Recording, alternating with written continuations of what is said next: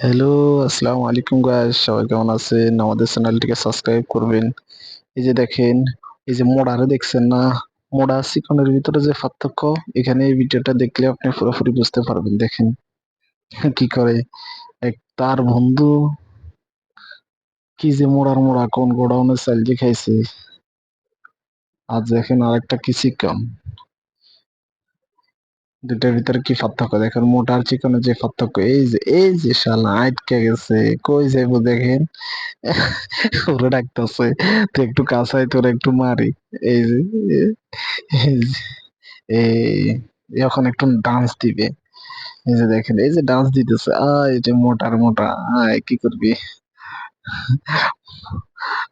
মোটা এমন জায়গায় আটকেছে, চারপাশে বলে মোটা এখানে, তার ভিতরে জয়েন্ট ফ্যামিলি।